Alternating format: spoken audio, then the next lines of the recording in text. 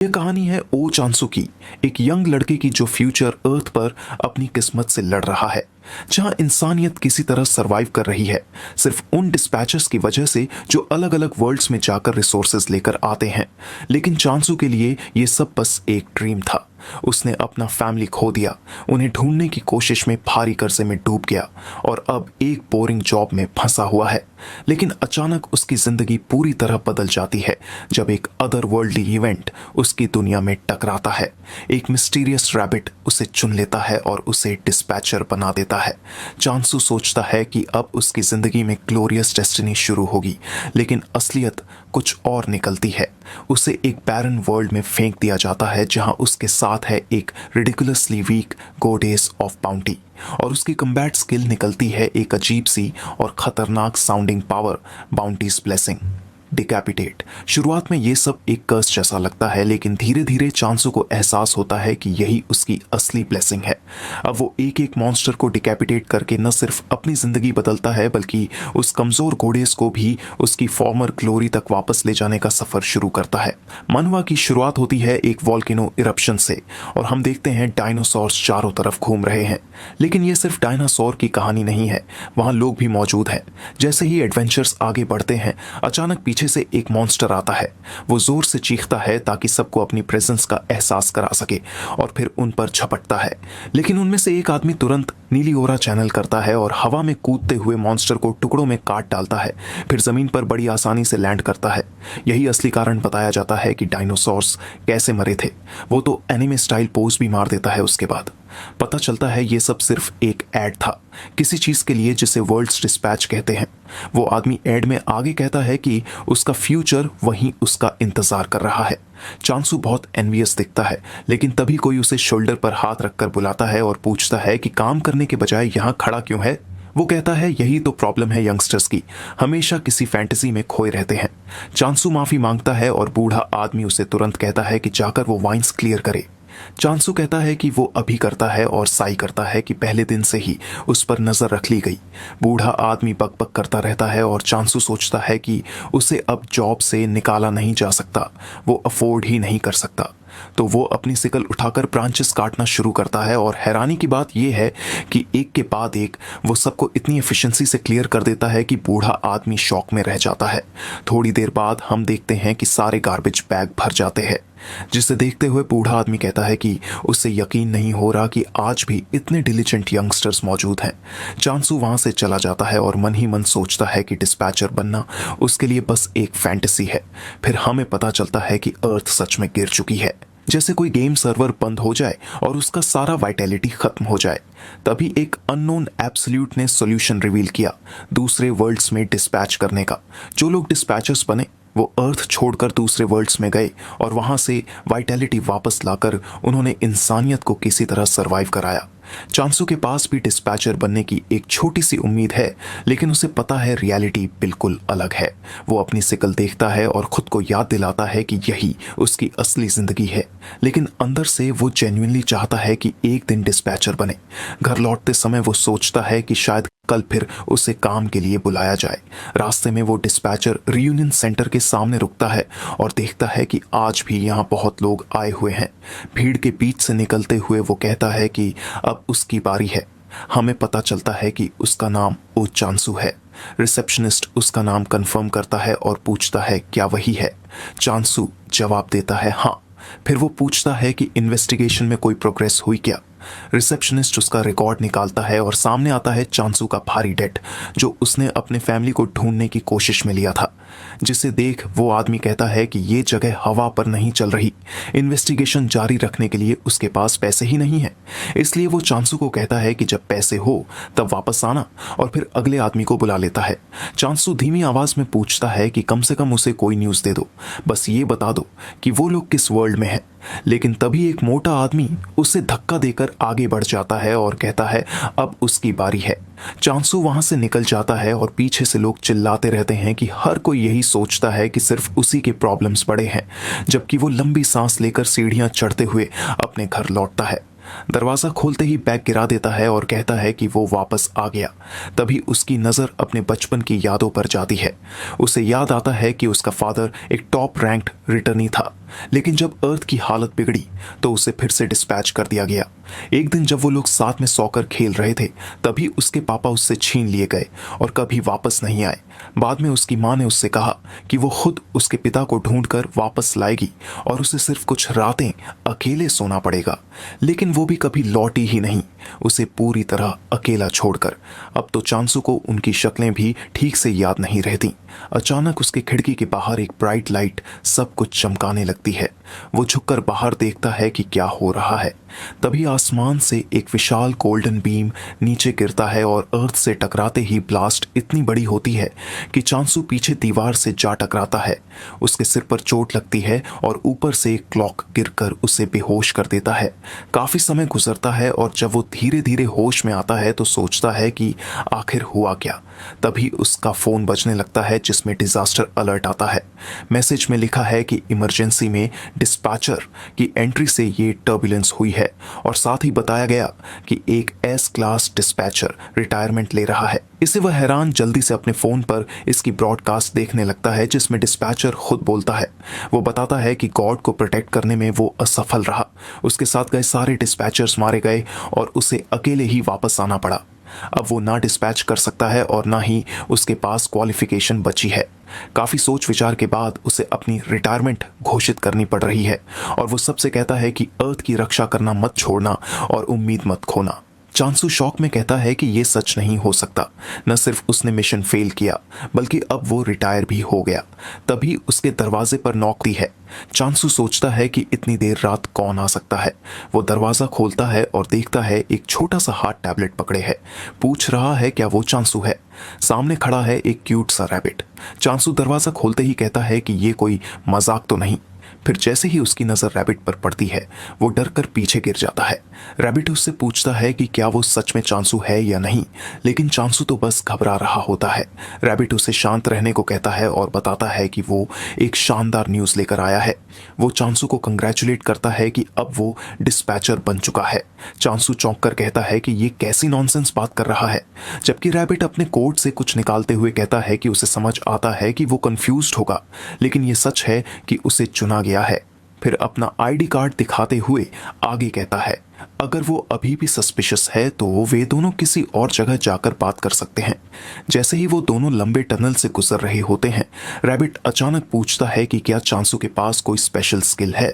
चांसू उलझकर पूछता है कि उसका मतलब क्या है। रैबिट समझाता है कि ज्यादातर लोगों के पास कम से कम एक स्किल तो होती ही है।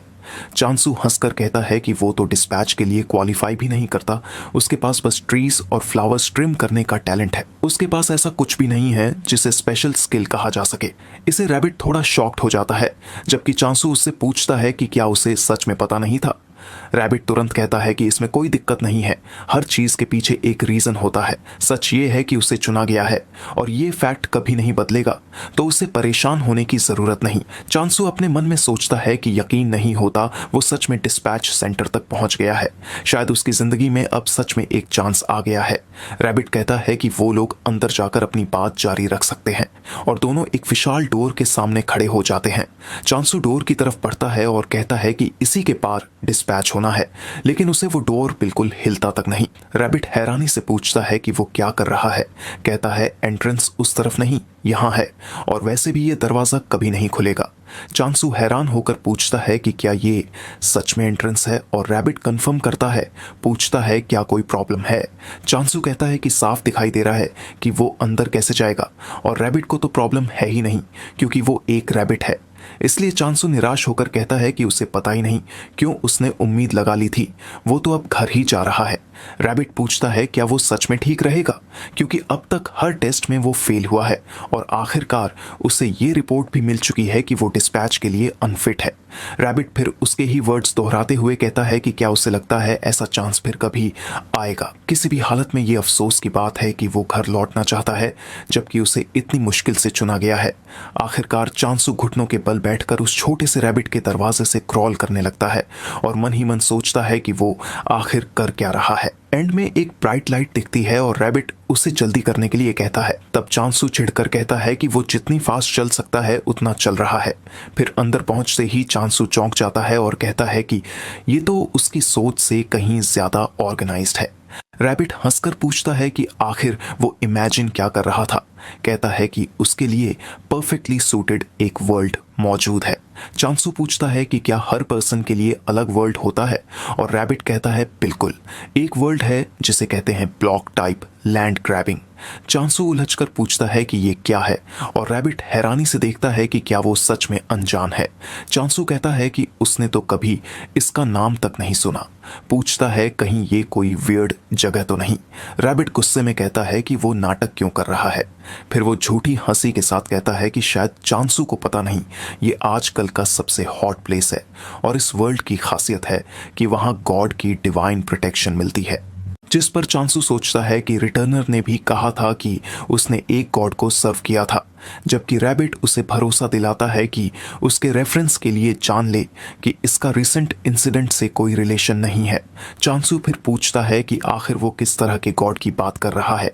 रैबिट कहता है कि ओरिजिनल रूल्स के हिसाब से गॉड रैंडमली असाइन होता है, लेकिन अगर चांसू अभी डिसाइड करे तो वो उसे स्पेशली ये अपॉर्चुनिटी देगा कि वो खुद अपने गॉड को चुन सके। फिर रैबिट हवा में हाथ घुमाकर कुछ कार्ड्स निकालता है और चांसू से पूछता है कि क्या अब वो अपनी किस्मत खुद चुनने वाला है। चांसू उलझ जाता है क्योंकि उसे तो ये भी नहीं पता कि गुड ऑप्शन क्या होगा, जबकि रैबिट आगे समझाता है कि ये बहुत रेयर चांस है, ऐसा मौका फिर कभी नहीं आएगा। चांसू सोच में पड़ जाता है, अपनी पुरानी यादें याद करता है और कहता है कि वो सही कह रहा है। पता नहीं अगली बार ऐसा चांस कब मिलेगा। तो फिर वो हिचकिचा क्यों रहा है। आखिरकार वो बीच वाला कार्ड चुनता है और घबराते हुए उसे पलट देता है। जैसे ही कार्ड खुलता है, एक विशाल स्केलेटन फिगर निकल आता है और उसके साथ छोटे छोटे स्केलेटन्स भी। चांसू जोर से चिल्ला उठता है। कार्ड पर लिखा होता है गॉड ऑफ निगेशन और नीचे एक अजीब सी परसेंटेज। रैबिट हंसकर कहता है कि ये सब तो बस ड्रामेटिक इफेक्ट के लिए है, डरने की क्या जरूरत है। चांसू गुस्से में पूछता है कि ऐसा इफेक्ट डालने की जरूरत ही क्या थी, और ये गॉड ऑफ निगेशन है क्या, नाम से ही कितना खराब लग रहा है। और ये प्रोबेबिलिटी वाली बात भी अजीब है। वो पूछता है कि क्या वो फिर से ड्रॉ कर सकता है, और रैबिट कहता है बिल्कुल। चांसू धन्यवाद कहकर फिर एक बार कार्ड खींचता है और उम्मीद करता है कि अब कुछ अलग मिलेगा, लेकिन फिर वही गॉड ऑफ निगेशन कार्ड निकलता है। इसलिए आखिरकार वो छिड़कर कहता है कि ये स्कैम है, हर बार एक ही गॉड क्यों आ रहा है। रैबिट गंभीर हो जाता है और कहता है कि कार्ड्स में कोई प्रॉब्लम नहीं है, उसे अब तक समझ जाना चाहिए। चांसू नोटिस करता है कि रैबिट का चेहरा सीरियस हो गया है। रैबिट बताता है कि अब उसकी आखिरी चांस बची है और इसे सोच समझकर इस्तेमाल करना होगा। चांसू कहता है कि उसे कुछ भी चलेगा, बस ये गॉड ऑफ निगेशन नहीं होना चाहिए। वो प्रार्थना करता है कि इस बार कुछ और निकले। जैसे ही वो कार्ड खींचता है, उसमें से एक खूबसूरत फ्लोरल ऑरा निकलती है। चांसू खुश होकर कहता है कि आखिरकार उसे एक अलग कार्ड मिला। यह है गॉडेस ऑफ अबंडेंस। विजुअल में बस एक फ्लावर पेटल दिखता है और प्रोबेबिलिटी बेहद कम है, इसलिए चांसू सपनों में सोचने लगता है कि आखिर ये गॉडेस कैसी दिखेगी, जबकि रैबिट उसे देखकर चिढ़कर कहता है कि वो बिल्कुल फ्रीक की तरह बिहेव कर रहा है और पूछता है कि क्या वो एक और चांस लेना चाहता है। चांसू पूछता है कि अगर वो इसी कार्ड पर डिसाइड करता है तो क्या होगा। रैबिट कहता है कि फिर उसे तुरंत वहां डिपार्ट करना होगा। चांसू पूछता है कि क्या इसे डिले नहीं किया जा सकता, और रैबिट कहता है कि हेजिटेशन की अब कोई जरूरत नहीं, ये उसका मौका है डिस्पैचर से आगे बढ़कर रिटर्नर बनने का। पूरी दुनिया उसकी प्रशंसा करेगी, शायद उसे सेवियर भी कहा जाए। और सोचो, उसकी जिंदगी अब तक जैसी रही है उससे बिल्कुल अलग अनफोल्ड होने वाली है। चांसू मान लेता है और कहता है कि वो सही कह रहा है। अगर वो ऐसे ही रहा तो बस एक ही जगह भागता रहेगा, उसे डिसीजन लेना ही होगा। अचानक उसके सामने स्टेटस विंडो खुलती है जिसमें लिखा है कि अब वो गॉडेस ऑफ अबंडेंस को सर्व करेगा। फिर उसे कंग्रेचुलेट किया जाता है और बताया जाता है कि अब उसके चोजन गॉड की इमेज रिवील होगी। चमकते हुए दृश्य में हम उस टीटी को ऊपर से चांसू को देखते हुए पाते हैं। वो मुस्कुराकर उसका स्वागत करती है और कहती है कि अब वो उसका चोजन अवेकनर है। प्रेशर इतनी इंटेंस थी कि चांसू ऑलमोस्ट सांस नहीं ले पा रहा था और उसी मोमेंट पर वो गोडेस उसे अपना प्रोटेक्टिव डिस्पैचर बुलाती है। धीरे धीरे उसकी इमेज गायब होने लगती है और चांसू खुद से पूछता है क्या वो सच में वही थी। वो सोचता है कि सिर्फ प्रेशर ही इतना क्रेजी था, मानो अब वो कुछ भी कर सकता है। वो तुरंत रैबिट की तरफ देखता है और पूछता है अब उसे कहाँ जाना है। रैबिट मुस्कुराते हुए कहता है एक्सेलेंट चॉइस, और एक कर्टन खींचते हुए बोलता है कि अब उनके जाने का टाइम आ चुका है। चांसू घबराकर कहता है थोड़ी देर रुको, तो रैबिट रुककर पूछता है क्या हुआ। चांसू उस पोर्टल की तरफ देखता है और कहता है मुझे सच में इसमें जाना होगा, ये तो बिल्कुल अच्छे मूड में नहीं लग रहा। रैबिट हैरानी से पूछता है कि वो कैसे बता रहा है कि एक इनएनिमेट ऑब्जेक्ट कैसा फील कर रहा है। वो कहता है ध्यान से देख।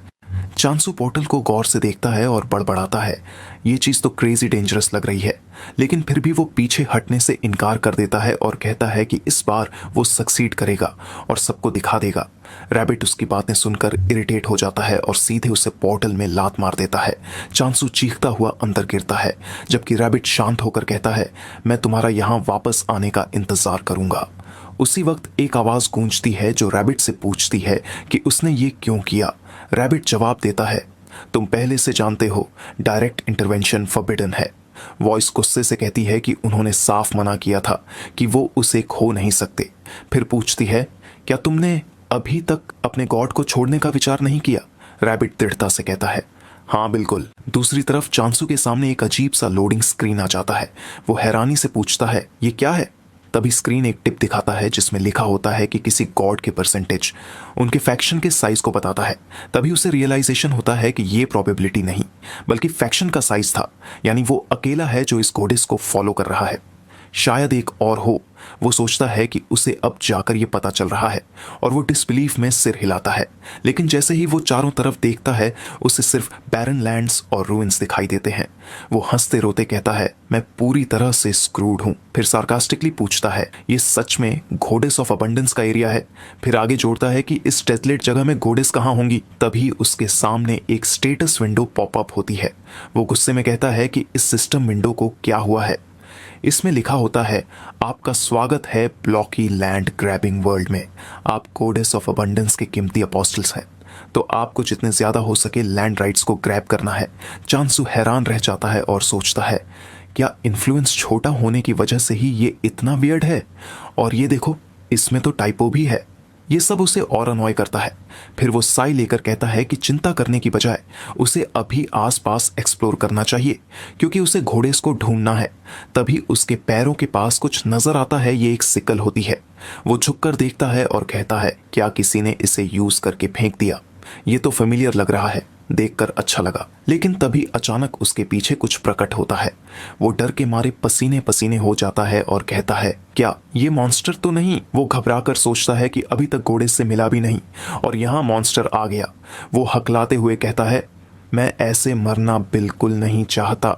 चांसू डर के मारे अपने सिकल को घुमाता है और बस दिखाने के लिए धमकी देता है, लेकिन जब उसे एहसास होता है कि सामने वाली चीज तो डर भी रही है, वो हैरानी से उसे देखता है और सोचता है कि ये मॉन्स्टर तो नहीं बल्कि बस एक छोटा सा हैमस्टर है। वो कहता है क्या इसे सच में मॉन्स्टर कहूं, ये तो बिल्कुल हॉस्टाइल भी नहीं लग रहा।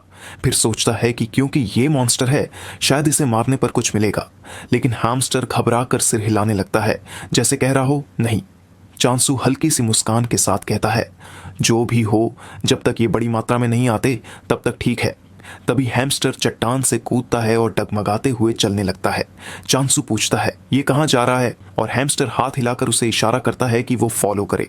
चांसू हैरान होकर कहता है कि ये छोटा सा क्रीचर सरप्राइजिंगली स्मार्ट है और उसके पीछे दौड़ पड़ता है। उसकी खुशी साफ झलकती है और वो हंसते हुए कहता है एक आम छोटे चूहे से ये तो काफी फास्ट है, आखिर जा कहाँ रहा है। कुछ देर बाद हैमस्टर चूं चूं करने लगता है और चांसू देखता है कि वहां पानी है। वो तुरंत अपनी बोतल भरता है और जल्दी से पीना शुरू करता है। छोटा रैट भी उसके साथ पानी पीता है। चांसू सुकून की सांस लेकर कहता है ये तो रिफ्रेशिंग है, और वो छोटा क्रीचर भी सहमति में आवाज करता है। फिर चांसू पूछता है क्या तू यही रहता है, ये जगह हैमर के रहने लायक तो नहीं लग रही। वैसे क्या तुझे पता है गोडेस कहाँ है। लेकिन हैमस्टर अपना चेहरा रगड़ते और ग्रूमिंग करते हुए उसे पूरी तरह इग्नोर कर देता है। इसे चांसू झुंझलाकर कहता है कि इस चीज से बात करना इम्पॉसिबल है। तभी हैमस्टर अचानक इशारा करने लगता है और चांसू सोचता है शायद ये फिर से चाहता है कि वो उसे फॉलो करे। दोनों चलते चलते एक बहुत बड़े पेड़ तक पहुंचते हैं। चांसू उसे देखकर कहता है ये तो बहुत बड़ा है लेकिन पूरी तरह सूख चुका है जैसे अर्थ पर के पेड़। तभी उसके पैर के नीचे से एक नास्टी क्रैक की आवाज आती है तो वो नीचे झुककर देखता है और सोचता है कि कहीं उसने हैमस्टर को तो नहीं मार दिया, लेकिन दरअसल उसने जिनसेंग पर पैर रख दिया था, जिसे देख हैमस्टर बहुत डर जाता है और जल्दी से उस जिनसेंग के पास दौड़ता है, उसे पकड़ लेता है और रोने लगता है। जबकि चांसू माफी मांगता है और तभी स्टेटस विंडो सामने आकर बताती है कि उसने इस रीजन के गॉड को डिस्कवर कर लिया है। चांसू चौंक कर पूछता है ये क्या बोल रहा है, गोडेस कहाँ है? तभी हैमस्टर उसका पैर काटने लगता है। चांसू गुस्से में कहता है क्या हो गया तुझे, मैं बिजी हूं, बाद में खेलूंगा। लेकिन हैमस्टर बार बार उधर इशारा करता है और फिर हाथ जोड़कर डिविनिटी की जेस्चर बनाता है और फिर जिनसेंग के क्रश्ड होने का एक्ट करता है। अब पजल उसके दिमाग में फिट होने लगता है और चांसू हॉरर में कहता है क्या ये श्रिवल्ड जिनसेंग ही गॉड है? फिर वो डिसबिलीफ में आगे कहता है ऐसा नहीं हो सकता, मैंने तो एक बहुत ब्यूटीफुल वुमन देखी थी, वो ये जिनसेंग कैसे हो सकती है? तभी उस सूखी जिनसेंग से हरा प्रकाश निकलने लगता है और चांसू दांत पीस कर कहता है ये कोई मजाक है क्या? वो गोडेस जिसे मैंने देखा था वो कोई डैम वीड नहीं थी। तभी हैमस्टर असली ट्रिक दिखाता है। असल में उस गॉडेस के फॉर्म के नीचे लिखा था कि ये इमेज वास्तविक रूप से भिन्न हो सकती है। इसे वह समझता है कि उसे पूरी तरह स्कैम कर दिया गया है। वो गुस्से से कहता है ये लैंड ग्रैबिंग और परसेंटेज तो बस फोरशैडोइंग था कि ये कितना मेस्ड अप होने वाला है। यहाँ तक कि जब मैं कार्ड्स खींच रहा था तब भी नंबर्स पढ़ रहे थे, मैंने सोचा ये एरर है, लेकिन असल में इन्फ्लुएंस ग्रो हो रहा था। चांसू गुस्से में बोलता है वो कार्ड बार बार निकला, इसलिए मैंने कभी सोचा भी नहीं कि ये अच्छा होगा। फिर खुद को संभालते हुए उस घोड़ेस की तरफ देखते हुए वो सोचता है ये पुअर घोड़ेस तो बस गलत समय पर फंस गई, शायद उसकी इन्फ्लुएंस इतनी गिर गई थी कि वो ऐसी हालत में पहुंच गई। फिर वो शौक में पूछता है लेकिन ये जाग क्यों नहीं रही? अभी भी हैमस्टर रो रहा होता है और चांसू सोचता है क्या सच में मैंने ही इसे फाइनल ब्लो तो नहीं दे दिया? फिर वो कहता है ठीक है, पहले मैं इसे थोड़ा पानी देता हूं। वो उस जिनसेंग पर पानी डालना शुरू करता है। धीरे धीरे वो हील होने लगती है। चांसू खुश होकर कहता है ये तो अच्छा है, मैं और पानी डालता हूं। ये प्रोसेस बार बार रिपीट होता है और इस दौरान गोडेस की फेंट आवाज सुनाई देती है। ये तो रिफ्रेशिंग है, शायद बारिश हो रही है। मुझे याद नहीं पिछली बार कब पानी मिला था, अच्छा लग रहा है, लेकिन अब बहुत ज्यादा हो रहा है, मैं डूब ही जाऊंगी। अचानक गोडेस स्पटर करती हुई उठती है और सारा पानी बाहर निकाल देती है, जबकि चांसू एक्साइटेड होकर चिल्लाता है। हैमस्टर भी खुशी से कूदने लगता है। चांसू मुस्कुरा कर कहता है आखिरकार मैंने अपने गॉड से मुलाकात कर ली, मैं तुम्हारा अपोस्टल हूं। लेकिन गोडेस इतनी वीक है कि ठीक से हाथ भी नहीं हिला पा रही, तो चांसू सिर खुजलाकर कहता है अब करूं क्या? तभी स्टेटस विंडो पॉपअप होती है, याद दिलाते हुए कि वो स्किल्स इस्तेमाल करके स्ट्रांग बन सकता है। चांसू शॉक्ड होकर कहता है क्या मेरे पास स्किल्स हैं? फिर वो चेक करता है और एक दिखती है अबंडेंस ब्लेसिंग। डिस्क्रिप्शन कुछ नहीं है लेकिन क्लियरली क्रॉप्स को बॉन्टिफुल बनाने के लिए है। फिर उसकी नज़र दूसरी स्किल पर जाती है, अबंडेंस ब्लेसिंग बिहेड। वो टेंशन में कहता है बिहेड मतलब सिर काटना? कहीं ऐसा तो नहीं कि किसी का सिर काटकर ही बाउंटीफुल लाइफ पॉसिबल है? ये तो इम्पॉसिबल है। गोडेस मुझे इतनी ब्रूटल स्किल कैसे दे सकती है? लेकिन गोडेस हाथ से इशारा करके कंफर्म करती है कि हाँ, सिर काटना ही है। चांसू डिसबिलीफ में कहता है ये नहीं हो सकता, गोडेस ऑफ अबंडेंस एग्रीकल्चर से जुड़ी है, तो क्या इसका मतलब स्लॉटरिंग भी पार्ट है? फिर उसकी नजर हैमस्टर पर जाती है और धीरे धीरे बोलता है ये वैसा तो नहीं सोच रही, मतलब इसमें हैमस्टर भी इंक्लूडेड है? तभी हैमस्टर पलटकर उसकी ओर देखता है और चांसू गिल्ट से कहता है सॉरी, पर अपोस्टल होना आसान नहीं है।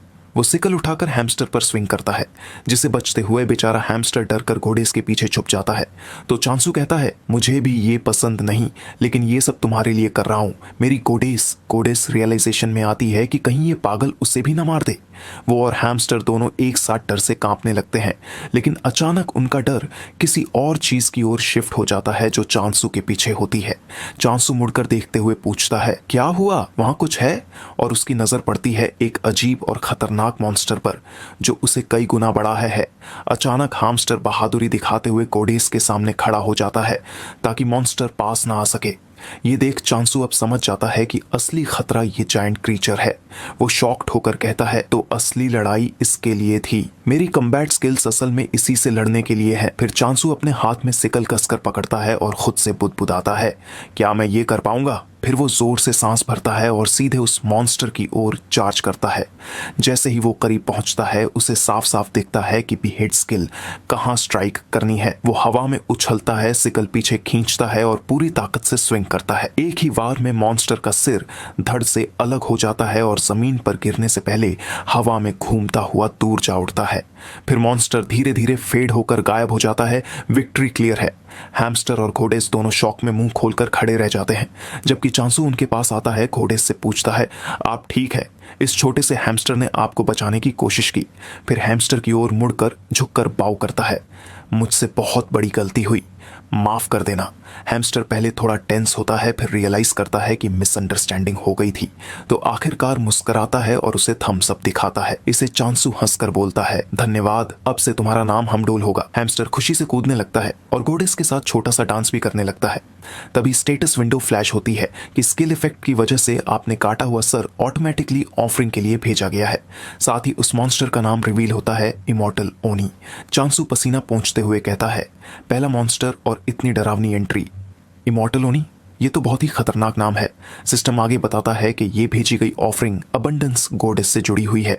इसलिए वो गोडेस की ओर देखता है तो पाता है उसकी ऑरा हल्की सी चमक रही है, स्किन और स्मूथ लग रही है। इसलिए चांसू ब्रेथलेस होकर सोचता है, तो सच में अगर मैं और मॉन्स्टर्स हंट करूं तो गोडेस फिर से अपनी सुंदरता वापस पालेंगी। इसलिए आंखों में नई डिटर्मिनेशन के साथ वह कहता है, तो चलो हंट शुरू करते हैं। एक्साइटेड होकर हमडोल भी पीछे पीछे दौड़ता है। कुछ देर बाद वो और भी बैरन लैंड में पहुंचते हैं जहां ढेर सारे इमॉर्टल ओनी घूम रहे हैं। स्टेटस विंडो पॉप होती है कि अनआइडेंटिफाइड पॉइंट्स मिले हैं, जिसका यूज वर्ल्ड सिस्टम में होगा और ये नॉन ट्रांसफरेबल है। चांसू हैरान होकर पूछता है, ये कब मिले? खैर, अच्छा लग रहा है, लेकिन पहले इनोनी का काम तमाम करना होगा। वो मुस्कुराता है, गुड थिंग मेरे पास ये भी हेड स्किल है जिसकी पावर बहुत ज्यादा है और इन्हें इस्तेमाल करना भी आसान है। जैसे ही दो ओनी उसके सामने आते हैं वो बिना रुके स्विंग करता है, जिसे दोनों के सिर उड़ जाते हैं और नोटिफिकेशन बताती है कि उसे 2 पॉइंट्स मिले हैं। चांसू हंसते हुए कहता है, तो पॉइंट्स मॉन्स्टर्स हंट करने से मिलते हैं, परफेक्ट। शुरुआत सिंपल रखते हैं, पहले 100 पकड़ते हैं। कुछ समय बाद वो हमडोल के साथ वापस लौट रहा होता है। हमडोल बहुत खुश होता है, चांसू की मूव्स इमिटेट कर रहा होता है। तब चांसू मजाक में उसे कहता है, कोई देख लेगा तो सोचेगा कि सारा काम तुमने ही किया है। इसे दोनों के बीच मजेदार और फ्रेंडली एटमॉस्फेयर बन जाता है। तभी स्टेटस विंडो दिखाता है जिसमें होता है कि उसने इमॉर्टल 101 ओनी को मारा है। इसे पजल्ड होकर चांसू कहता है, लेकिन इनका नाम इमॉर्टल क्यों है? इतने इजीली मर रहे हैं तो इमॉर्टल कहाँ हुए? शायद अगर मैं इन्हें पूरी तरह खत्म करता रहूं तो असली रीजन पता चल जाएगा। वो घोडेस के पास लौटता है और देखता है कि उसकी फिगर पहले से ज्यादा रेडिएंट और बाउंटीफुल हो गई है। वो मुस्कुराकर सोचता है, ये तो मेरी उम्मीद से भी ज्यादा फास्ट रिकवर हो रही है। ऐसे ही चलता रहा तो ये जल्दी अपनी असली खूबसूरती में लौट आएंगी। लेकिन उसके ऐसे एक्सप्रेशन देख हमडोल बिल्कुल खुश नहीं होता। जबकि तभी घोडेस हल्के हाथ से वेव करती है। चांसू उसकी ओर देखता है और खुद से सवाल करता है, अब अगला कदम क्या होना चाहिए? वो अचानक रियलाइज करता है कि घोडेस वेव नहीं कर रही थी बल्कि इशारा कर रही थी। असल में वो चाह रही थी कि उसे उठाकर ऊपर ले जाया जाए। चांसू उसे उठाता है और पेड़ की टॉप की तरफ ले जाता है।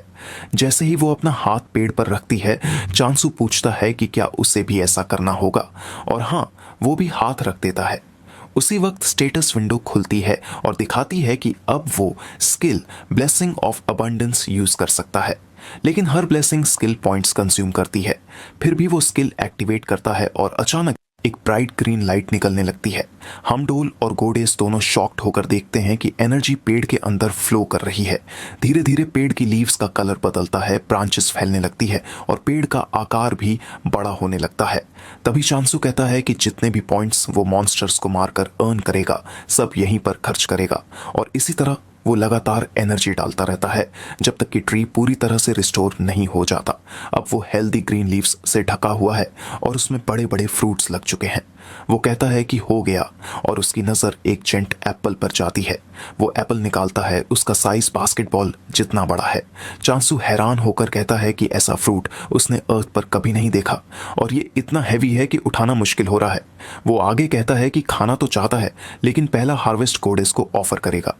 एक्साइटेड होकर वो बोलता है कि उम्मीद है गोडेस जल्दी अपनी ओरिजिनल फॉर्म में लौट आए। हालांकि जिनसेंग फॉर्म भी काफ़ी क्यूट है।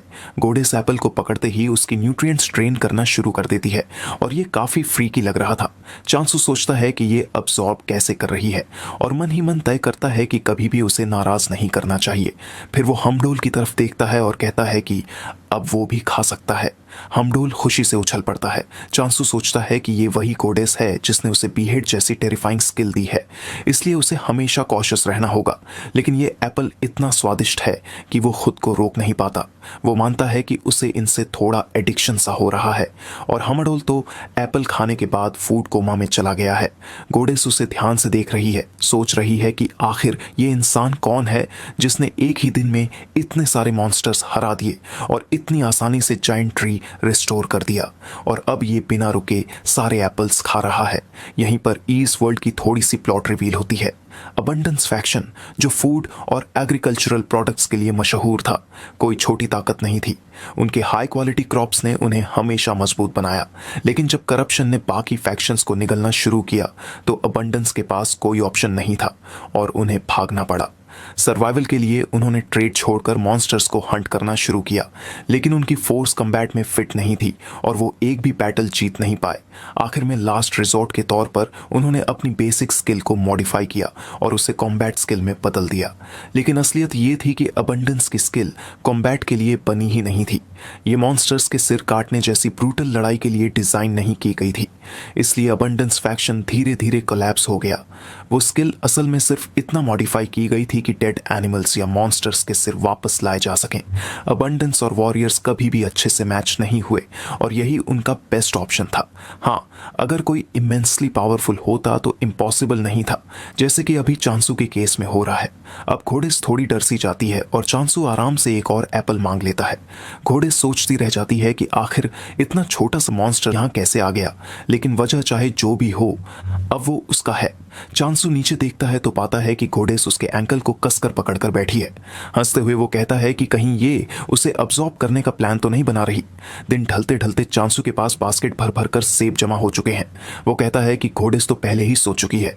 लगता है आज वो सच में बहुत थक चुकी थी। वो उसे रूइंस के बीच आराम से लिटा देता है और कहता है कि हमडोल ने भी आज काफी मेहनत की है। तभी अचानक उसके पेट से तेज गड़गड़ाहट की आवाज होती है। चांसू घबराकर कहता है कि कहीं घोड़ेस इसे जाग तो नहीं जाएगी। वो आगे कहता है कि सिर्फ एप्पल्स खाकर उसका पेट बिल्कुल नहीं भर रहा और ये काफी नहीं है। तभी अचानक उसके सामने स्टेटस विंडो खुलती है और लिखाता है कि डिलीवरी इवेंट अब प्रोग्रेस में है। चांसू सोचता है कि जब से अर्थ से इतनी सारी चीजें यहाँ आई हैं, अब तो डिलीवरी जैसी चीज भी पॉसिबल हो गई है। लेकिन डिलीवरी के लिए तो उन्हें पता होना चाहिए कि मैं हूं कौन। फिर वो हमडोल की तरफ देखता है और कहता है कि वो जरूर बहुत थक चुका होगा, पहले थोड़ा आराम कर लेते हैं। फिर वो हमडोल को गोडेस के पास सुला देता है और कहता है कि ब्लैंकेट में दोनों साथ सो सकते हैं। फिर सीन शिफ्ट होता है रियल वर्ल्ड में, टेम्पल ऑफ सर्कुलेशन में। टेक्निकली ये बस एक डिस्पैच ट्रेडिंग कंपनी है, लेकिन फिलहाल चांसू इसे यही नाम देता है। वहाँ एक औरत गुस्से से ऑफिस में घुसती है और सीधे एक आदमी के रूम में पहुंच जाती है। उसका गुस्सा साफ झलक रहा है। आदमी पूछता है कि वो यहाँ क्यों आई है, डिलीवरी करने की बजाय। औरत गुस्से से कहती है कि लगता है तुम मजाक कर रहे हो, मैं पहले से ही काम के बोझ तले दबी हुई हूँ और अब ये बिल्कुल भी समझ नहीं आता। उसका नाम सुजीन है और वो सर्कुलेशन की अपोस्टल है। वो बोलती है कि डिलीवरी में उसे 3 दिन और 2 रात का बिजनेस ट्रिप करना पड़ा और ऊपर से उसे 1 कॉइन तक नहीं मिला, क्योंकि ये फ्री शिपिंग इवेंट है। इतना सब सिर्फ एप्पल्स खरीदने के लिए। और बात यहीं खत्म नहीं होती। सामने वाले कहते हैं कि उनके पास पैसे नहीं है तो बार्टर करना पड़ेगा। वो पूछती है कि क्या उसने कोई गलती की है जो उसे ये सब झेलना पड़ रहा है। उसका सीनियर कामली जवाब देता है कि बिल्कुल नहीं, असल में तो इसका उल्टा है। ये सब इसलिए है क्योंकि सुजीन बहुत पैशनेट है, काम अच्छा है, लेकिन अगर वो रोज ओवर टाइम करती रही तो उसका शरीर इसे ज्यादा देर तक सह नहीं पाएगा। इसलिए इस बिजनेस ट्रिप को ब्रेक समझकर थोड़ा आराम कर लेना चाहिए, वरना अगर वो यहाँ रहती तो जैसे ही एक टास्क खत्म होता वो खुद को दूसरे काम में झोंक देती। सुजीन मुस्कुराकर कहती है कि उसे पता है असल में कोई और नहीं है जिसे भेजा जा सके। सीनियर हंसकर मान लेता है कि उसे इतनी जल्दी सच्चाई पता चल जाएगी, ये उसने सोचा भी नहीं था। फिर वो उसे अपने ऑफिस से धक्का देता है और हंसते हुए कहता है कि शायद उसे लकी इंसान मिल जाए और कोई सीक्रेट रेल मिल जाए। पर सुजीन चिल्लाकर पूछती है कि कौन सा सीक्रेट रेल, तुम्हारी बातों का क्या भरोसा। वो आगे कहती है कि बस अब उसे मर जाना चाहिए और निकल पड़ती है, लेकिन वह उसे हाथ हिलाकर वापस भेजता है, ट्रैवल सेफली बोलते हुए, और कहता है कि कौन जाने वापसी पर कुछ अच्छा भी मिल जाए तो क्या बुरा है। सुजीन आखिरकार साई करती है और निकलने की तैयारी करने लगती है। अपनी छोटी सी विंडो खोलकर ऑर्डर्स देखती है और चौंक जाती है कि फिर से इतने ऑर्डर्स क्यों आ गए। अगर उन्हें पता था कि उसे दूर भेजना पड़ेगा तो पहले से प्रिपेयर करते। अब ये टाइम वेस्ट हुआ तो वो गुस्सा हो जाएगी। उधर चांसू सचमुच कुछ कर भी नहीं रहा, बस एप्पल्स तोड़ रहा है और हमडोल के साथ हाइड एंड सीक खेल रहा है। वो आसपास देखता है और हमडोल को कुछ एप्पल्स खाते हुए पाता है और उसी एप्पल के पीछे शायद हमडोल छिपा हुआ होगा। वो जल्दी से हमडोल को पकड़ लेता है और हमडोल चिल्लाकर डर जाता है। चांसू हंसते हुए कहता है कि पकड़ा गया और फिर फ्लैटली बोलता है कि उसने पहले ही कहा था कि ये एप्पल्स खाते नहीं है, ये ट्रेडिंग के लिए है। आज किसी से मिलने जाना है, वो ऐसे ही टाइम बर्बाद नहीं कर सकता। पहली मुलाकात में खराब इंप्रेशन नहीं देना चाहता।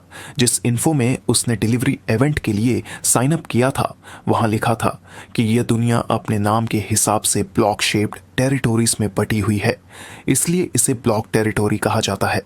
अभी यहाँ एक ग्रैंड समन इवेंट चल रहा है और गोल है कॉन्क्वेस्ट। जमीन जितनी साधारण दिखती है उतनी ही किनारे पर एक शिमरिंग वॉल भी है और दूसरे ब्लॉक में जाने के लिए मूवमेंट टिकट चाहिए जो रोजाना एक ही मिलती है। साथ ही चारों तरफ कुछ भी नहीं है, नजदीकी विलेज भी पहुंचने में हफ्ता लग जाएगा और अगर वो सच में बुरे हाल में फंसता तो बस एप्पल्स खाकर जिया करता। डिलीवरी का टाइम सिर्फ 2 दिन दिखना इसे और भी अजीब बनाता है। उसे पता नहीं वे लोग ये कैसे मैनेज कर रहे हैं, फिर भी कोई बात नहीं, उन्हें सेटअप मिल रहा है और घोड़ेस के लिए एक क्वेश्चन भी दिया जा रहा है। इसलिए चांसू सोचता है कि अगर वो मम्मी जैसा नहीं बनना चाहता तो गोडेस की अफेक्शन बढ़ाते रहना होगा ताकि वो उसकी लाइफ फोर्स न खींच ले। फिर वो सिकल निकालकर सोचता है कि शायद यही वजह है कि मॉन्स्टर्स कल से खुद से आ रहे हैं, जैसे कोई डिलीवरी सर्विस हो। वे रातों रात हॉर्ड्स में दिखते हैं और वही जिनको वे इमॉर्टल मॉन्स्टर कहते थे सच में रिवाइव करते हैं, या सही शब्द रिवाइव ही है। चाहे जो भी हो, चांसू ठान लेता है कि वो इन सबको काट कर नष्ट करेगा और फिर से तैयार होकर लड़ाई के लिए निकल पड़ता है। वो अपना सिकल उठाता है और मॉन्स्टर्स के ग्रुप को बड़ी आसानी से काटना शुरू कर देता है। तभी उनमें से एक अचानक हाथ उठाता है और चांसू तुरंत मुड़कर उसका अटैक डॉज कर लेता है। वो कहता है, जैसा सोचा था इसकी मूवमेंट्स थोड़ी तेज हो गई हैं। क्या ये मॉन्स्टर्स भी मेरी तरह स्ट्रांग होते जा रहे हैं? लेकिन फिर खुद ही कंक्लूड करता है कि चाहे जैसे भी हों अभी भी काफी कमजोर हैं और उसे टेंशन लेने की जरूरत नहीं है। जैसे ही वो मॉन्स्टर्स फेड होने लगते हैं, ऊपर से सुजीन उन्हें देख रही होती है। उसके पैरों में वैसे ही छोटे हेर्मिस बूट्स जैसे टेरेरिया में होते हैं। वो हैरान होकर कहती है कि ये तो बिल्कुल पागलपन था। फिर जैसे ही वो चांसू और हमडोल को सेलिब्रेट करते देखती है, उसे गलत फहमी हो जाती है कि वो दोनों बहुत अविल लग रहे हैं। फिर इमॉर्टल ओनी के बारे में और डिटेल मिलती है, क्योंकि ये नॉर्मल मॉन्स्टर से ज़्यादा पॉइंट्स देते थे। ये कभी हंटिंग का मेन टारगेट थे, लेकिन प्रॉब्लम ये थी कि चाहे कितनी बार इसे मारा जाए, ये अगले दिन रिवाइव होकर और स्ट्रांग हो जाता था। ब्लॉक बदल दो तब भी ये पीछा नहीं छोड़ता था और इतना ज़्यादा परसिस्टेंट होता था कि आखिर में ये कर्स छोड़ देता, स्लोली टारगेट को कमज़ोर कर देता जब तक कि वो गिर ना पड़े। इसी वजह से सब इस मॉन्स्टर से बचते थे, सिवाय चांसू के जो इसे मज़े से काट रहा था। इसलिए सुजीन सोचती है ये रिटेलिएशन से बिल्कुल नहीं डरता और इस पर मैंने प्यूरिफिकेशन का कोई साइन भी नहीं देखा। एक ही एक्सप्लेनेशन है, ये ज़रूर स्वॉर्ड मास्टर होगा। लेकिन अगर ये सोड मास्टर है तो फिर ये एप्पल्स क्यों तोड़ रहा है? फिर अपने आप से कहती है कि इसे प्रोवोक करना बिल्कुल सही नहीं होगा। दूसरी तरफ चांसू स्टेटस विंडो घूर रहा है और कहता है कि आज उसने जितने पॉइंट्स पाए हैं वो सोच भी नहीं सकता था कि वो 10% बढ़ गया है और हर बार करीब 5% से बढ़ रहा है। अगर एक ब्लेसिंग एप्पल को 1000 पॉइंट्स चाहिए तो रोज 100 तक पहुंच पाना कोई बड़ी बात नहीं। पहले उसे समझ नहीं आया था कि इस जगह पर श्राइन क्यों है, लेकिन अब लगता है कि ये बस जैकपॉट ब्लॉक है। तभी सुजिन उसके पीछे लैंड करती है और फॉर्मली इंट्रोड्यूस करती है कि वो ट्रेडिंग कंपनी से है और वही उसकी डिलीवरी लाई है। चांसू हैरान होता है कि उसने पहली ही कोशिश में उसे ढूंढ लिया, जिस पर सुजिन कैजुअली कहती है कि वो बहुत ज्यादा स्टैंड आउट कर रहा था और चूंकि कोई इमॉर्टल ओनी को खिलौने की तरह हैंडल कर रहा है वो अपनी गार्ड नीचे नहीं कर सकती। लेकिन तभी उसकी नजर हमडोल पर पड़ती है और वो उसे देखकर चिल्ला पड़ती है, ओह माय गॉड, छोटा डम्पलिंग कितना क्यूट है। उसकी आंखों में बस उसे बार बार छूने की इच्छा होती है। चांसू कंफ्यूज्ड होकर पूछता है कि कहीं वो बीमार तो नहीं है। सुजिन तुरंत कहती है कि वो बिल्कुल ठीक है। चांसू थोड़ा सोच में पड़ जाता है कि शायद उसने कुछ गलत कर दिया। वो कहता है कि ठीक है अब चलें, लेकिन सुजिन तो बस हमडोल के मोटे मोटे गाल पिंच करने के लिए तड़प रही होती है। फिर दोनों एप्पल ट्री तक पहुंचते हैं और सुजिन अभी भी बस हमडोल को कडल करने की कोशिश कर रही होती है। तभी उसकी नज़र एप्पल्स पर जाती है। वो कहती है कि इनसे बहुत अच्छी खुशबू आ रही है। चांसू गर्व से कहता है कि ये उसने अच्छे से ग्रो किए हैं। सुजीन ऊपर देखती है और हैरान होकर पूछती है कि ये पेड़ इतना बड़ा कैसे हो गया। चांसू कैजुअली पूछता है कि क्या वो टेस्ट करना चाहेंगी। सुजीन थोड़ा डाउट करती है और कहती है, सच में मुझे लेने देंगे? चांसू एक बड़ा एप्पल उसकी तरफ फेंक देता है। वो एप्पल को देखकर कहती है कि ये सिर्फ ट्री ही नहीं, फल भी बहुत बड़े हैं। लेकिन फिर मन में कहती है कि अक्सर जब फ्रूट्स इतने बड़े होते हैं तो टेस्ट खराब हो जाता है। बस दिखने में अच्छे लगते हैं लेकिन डिसअपॉइंटिंग निकलते हैं। वो पहला बाइट लेती है और तुरंत फूड वॉर्स वाली एग्जैजरेटेड रिएक्शन आ जाती है। आंखें चमकने लगती हैं और वो कहती है कि ये सिर्फ मीठा ही नहीं है, इसका फ्लेवर परफेक्टली बैलेंस्ड है। सिर्फ टेस्ट से ही ये 1 मिलियन गोल्ड तक बिक सकता है। वो शॉक्ड होकर पूछती है कि सच में हर एप्पल सिर्फ 2000 का है? चांसू नॉर्मल तरीके से कहता है, हाँ। तब सुजिन डिसबिलीफ में सिर हिलाती है और कहती है कि जितना भी सोचो ये प्राइस अबसर्ड है। जबकि चांसू सोचने लगता है कि कहीं उसने ज्यादा तो नहीं कर दिया और कैजुअली पूछता है कि उन्हें कितने चाहिए। सुजीन हाथ उठाकर कहती है 200 और चांसू कहता है कि 200 भी बहुत कम है। तब सुजीन उसे समझाती है कि कम से कम 20,000 में तो बेचना ही चाहिए। अब चांसू बौखला जाता है और सुजीन कामली ऐड करती है कि अगर डिपार्टमेंट स्टोर में सप्लाई करें तो शायद 30,000 तक मिल सकते हैं। इस पर चांसू डिसबिलीफ में पूछता है कि सच में सिर्फ इन एप्पल्स के लिए इतना मिल सकता है। सुजीन कहती है कि वो चाहती तो सच छिपा सकती थी, लेकिन लॉन्ग टर्म कस्टमर को धोखा देना सही नहीं है। वो अब भी यही मान रही होती है कि चांसू कोई सोर्ड मास्टर है, इसलिए केयरफुली कहती है कि ये सिर्फ एप्पल्स नहीं है। उसने पूरी दुनिया में कभी ऐसा फ्रूट टेस्ट नहीं किया। ये किसी भी रीजनल स्पेशलिटी से कहीं ज्यादा वैल्यूएबल है। इसलिए वो फिलहाल 20,000 पर एप्पल का कॉन्ट्रैक्ट प्रपोज करती है और कहती है कि बाकी बैलेंस एक फॉर्मल कॉन्ट्रैक्ट के साथ सेटल होगा। चांसू पेन लेकर कॉन्ट्रैक्ट पढ़ता है, फिर मुस्कुराकर अग्री कर जाता है, लेकिन कहता है कि वो एक चीज एडजस्ट करना चाहता है। सुजीन नोटिस करती है कि उसकी शेयर प्रतिशत बढ़ गई है और कहती है कि शायद उसने गलती से लिखा, लेकिन चांसू कामली कहता है कि उसने जानबूझकर ऐसा किया क्योंकि वो उसके साथ लॉन्ग टर्म रिलेशनशिप बनाना चाहता है और सुजीन ही पहली थी जिसने ईमानदारी से उसे एप्पल्स की असली वैल्यू बताई। इससे सुजीन थोड़ी शर्मा जाती है, सोचती है कि शायद वो इतना बुरा इंसान नहीं जितना उसने पहले अस्यूम किया था। फिर वो क्वाइटली साई करती है और समझ जाती है कि उसने उसे गलत जज किया। फिर फॉर्मली थैंक्स कहती है कि उसने कॉन्ट्रैक्ट एग्री किया। इसके बाद सुजीन उसे उसके ऑर्डर किए हुए आइटम्स देती है, seeds, food supplies, cooking tools, सब कुछ, और साथ ही एक फेमिलियर एग भी देती है। वो बताती है कि ये उनके कंपनी की तरफ से एक कमेमोरेटिव गिफ्ट है जो फार्मिंग में हेल्पफुल होगा, लेकिन हंसकर कहती है कि वैसे वो पहले से ही एक रेस कर रहा है तो शायद इसे जरूरत न पड़े। चांसू क्यूरियोसिटी से पूछता है कि वो फेमिलियर रेस करने वाली बात का क्या मतलब है। सुजीन हंसकर कहती है कि उसके कंधे पर बैठा छोटा सा क्रीचर शायद कोई फेमिलियर ही है, क्योंकि वो मॉन्स्टर की तरह बिल्कुल नहीं लग रहा था, बहुत फ्रेंडली लग रहा था। शायद उसने गलत समझ लिया। चांसू मुस्कुराकर कहता है कोई बात नहीं, बस तुम समझाओ। वो आगे बताती है कि फेमिलियर एग पर जितने ज्यादा ब्लेसिंग पॉइंट्स डालोगे उतना ही स्ट्रॉन्ग फेमिलियर हैच होगा, लेकिन अगर ज्यादा कर दिया तो एग क्रैक हो जाएगा, इसलिए सावधान रहना। जब एग ट्रेम्बल करने लगे तो वहीं रुक जाना चाहिए। चांसू सोचता है कि उसे खुद ट्राई करना पड़ेगा ताकि सही फील मिल सके। फिर वो पूछती है एप्पल्स की एक्सपेक्टेड हार्वेस्ट और स्केड्यूल के बारे में। चांसू कामली कहता है कि क्योंकि वो बाकी क्रॉप्स भी ग्रो करेगा तो लगभग 50 एप्पल्स डेली मिलेंगे।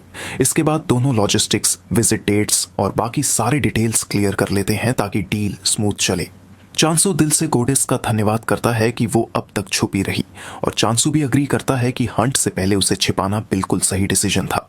वो सोचकर हंस देता है कि सिंपल एप्पल बेचने से उसकी लाइफ इतनी खुश हो सकती है और ये सब गोडेस की वजह से पॉसिबल हुआ है। नजर घुमाता है तो देखता है गोडेस एक फैमिलियर को प्यार से हग कर रही है। चांसू सोचता है कि फैमिलियर्स एग को ब्लेस करने के लिए उसे और ज्यादा पॉइंट्स गैदर करने होंगे, और ये भी डिसाइड करता है कि रेगुलर कस्टमर्स बढ़ाए क्योंकि अभी इमॉर्टल ओनी पर ज्यादा डिपेंडेंसी है जो थोड़ा इनबैलेंस है। लेकिन उसे लगता है कि फिलहाल सब कुछ स्मूथली चल रहा है। उसे कुछ ब्रीथिंग रूम भी मिल गया है। हाँ, चैलेंजेस आगे जरूर आने वाले हैं, लेकिन अब वो डरता नहीं बल्कि एक्साइटेड है। सीन कट होता है सुजीन और उसके सीनियर की तरफ। सीनियर पूछता है कि वो आदमी अपोस्टल है या बिलीवर, शायद कोई एल्केमी यूजर भी हो सकता है। सुजीन कैजुअली कहती है कि वो कोरियन है और शायद वॉर या वायलेंस से रिलेटेड हो या फिर अनएफिलिएटेड भी। सीनियर कहता है कि अपोस्टल्स वैसे भी कोरियन होते हैं तो अजीब नहीं, लेकिन कम्बैट ओरिएंटेड आदमी का फार्मिंग करना अजीब लगता है। सुजीन याद करती है कि उसने रस्टी सिकल से इमॉर्टल ओनी को कट किया, सिर्फ सिर टारगेट करके, और वो भी 100 से ज्यादा। इससे सीनियर अंदाजा लगाता है कि शायद वो सोर्ड मास्टर बनने के लिए हैंडीकैप ट्रेनिंग कर रहा है जैसे लोहान ने किया था, और बेहतर होगा कि उसे कार्ड्स असाइन करने की बजाय हिडन रखा जाए। सुजीन अग्री कर जाती है। फिर सीनियर कहता है कि एप्पल्स डिपार्टमेंट स्टोर्स में बेचने चाहिए क्योंकि वो जबरदस्त हिट होंगे। सुजीन उसे रोक देती है जब वो एक और बाइट लेने लगता है। वो चौंक कर पूछता है कि ये क्या कर रही हो, हाथ हटाओ। लेकिन वो कहती है कि उसने सारे एप्पल्स ऑलरेडी खा लिए जो वो ऑफिस में लेकर आई थी। वो रिमाइंड करता है कि मैं तुम्हारा सीनियर हूं, तो वो चीकली जवाब देती है कि एप्पल्स तो मैंने ही लाई थी। इसी बीच चांसू उस रात वो एग को देखता है और सोचता है कि इसमें से कैसा फेमिलियर निकलेगा। दिल से चाहता है कि या तो बहुत क्यूट हो या फिर बहुत केपेबल, और अगर दोनों क्वालिटीज मिल जाए तो बेस्ट होगा। तभी एक एग हल्के हल्के क्रैक होना शुरू करता है तो सब उसे खुशी से देखने लगते हैं, इस उम्मीद में कि इसे कुछ अच्छा निकले।